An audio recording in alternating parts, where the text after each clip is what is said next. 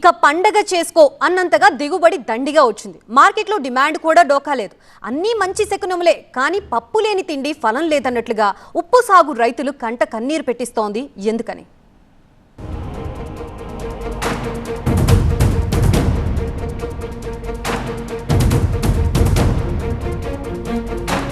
తీరంలో తెల్ల బంగారం. ఉప్పు రైతులకు ఇదే జీవనాధారం.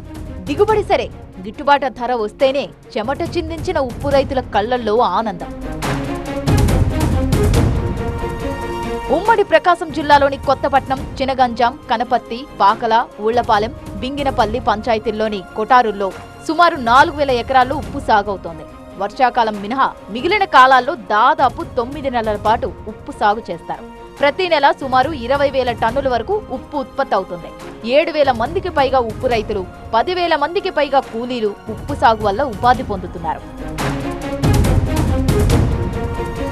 కాలం కనికరించి, కష్టం ఫలించి గత 2-3 ఏళ్లుగా దిగుబడి ఇలా మిలమిలా మెరిసింది. ఒకప్పుడు 75 కేజీ ఉప్పు బస్తా ధర కేవలం 70 రూపాయలుండేది. కాలం కలిసొచ్చి బస్తా 300 రూపాయల ధర పలికింది. దాదాపు 4 ఇంతల హెచ్చు. గత 50 ఏళ్లలో ఇది రికార్డు రేట్. ప్రకాశం జిల్లా ఉప్పు రైతుల ఆనందానికి ఆకాశమే హద్దయింది. ఇక్కడి నుంచి ఏపీ సహా తెలంగాణ, మహారాష్ట్ర, తమిళనాడు, కర్ణాటక రాష్ట్రాలకు ఉప్పు ఎగుమతులు జోరుగా సాగాయి.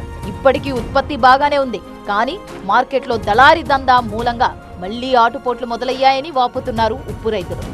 ఉప్పు పండించినది 50,000 ఇప్పుడైతే పలుకుతుంది, కానీ అది మేము ఉత్పత్తి అయ్యి పండించే టయానికి మాకు 50,000 నుంచి 20,000కి దిగుబడి పోతుంది సార్. వ్యాపారస్తులు సిండికేట్ అయ్యి మాకు ఉప్పు రేటు రానివ్వకుండా ఇబ్బంది పడుతున్నాం. కాబట్టి ఈ సమస్యని మీరు సంబంధిత అధికారులు, మార్కెటింగ్ వారు అందరూ గమనించి మాకు గిట్టుబాటు ధరని కల్పిస్తారని మరీ మేము ఈ కొత్తపట్నం, మోటుమాల రైతులు మరీ వేడుకుంటున్నాం సార్. ఒక ఏడాది ధరలు బాగుంటే మరో ఏడాది అసలుకే ఎసరు వస్తోంది. గత ఏడాది కాలంగా డిమాండ్ తగ్గింది. మరోవైపు ప్రతికూల వాతావరణం, వర్షాల కారణంగా ఏడాదిగా నిల్వలు పేరుకుపోయాయి. ఇదే అదునుగా దళారులు, వ్యాపారులు సిండికేట్ గా మారి ధరలు తగ్గిస్తూ అడ్డగోలుగా దోచుకుంటున్నారని వాపుతున్నారు ఉప్పు రైతులు. మొడలను చూస్తే కష్టాలను మరిపించేలా తెల్ల బంగారు సిరులు మిలమిలా మెరుస్తున్నాయి. కానీ పెట్టుబడి ఖర్చైన వస్తుందా లేదా అనే ఆందోళన, ఆవేదన రైతుల కళ్లల్లో సుడులు తిరుగుతోంది. ఈ రేట్లు ఇప్పుడు బాగుంటున్నాయి. మాకు పంట వచ్చే టయానికి 15,000, 10,000కి ఇచ్చేసి పట్టుకుపోతే వర్షాలకు పోయే టైంలోకి మేము పోసిన కూలీకి ఏదో దాన్ని ఉదయాల్సి వస్తుంది. అవి కూలీలు కూడా రావటం లేదు.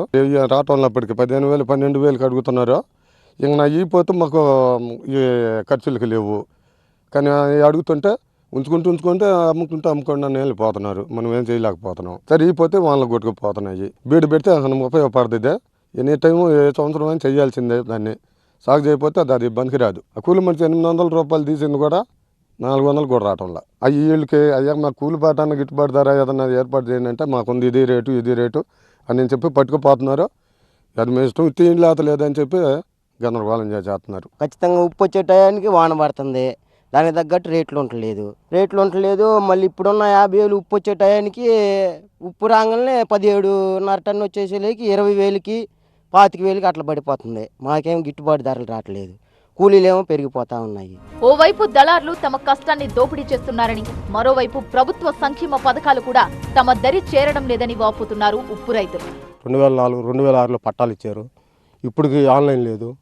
ఆన్లైన్ అన్న చేసుకుంటే రైతు భరోసా వచ్చి ఈ కరెంటు బిల్లులు కానీ రైతులను కానీ కొద్దిగా ఆదరణ ఉంటుంది. కొంతమంది అయితే ఈ అప్పులు చేసి ఉన్న భూములు కూడా అమ్ముకొని వెళ్ళిపోతున్నారు. ఇక్కడి నుంచి సాగుకు సిద్ధం అవుతున్నాం అంటే పెట్టుబడులు లేవు. పెట్టుబడి చేయాలంటే ఒక ఎకరానికి పెట్టుబడి కావాలంటే 50,000 కావాలి.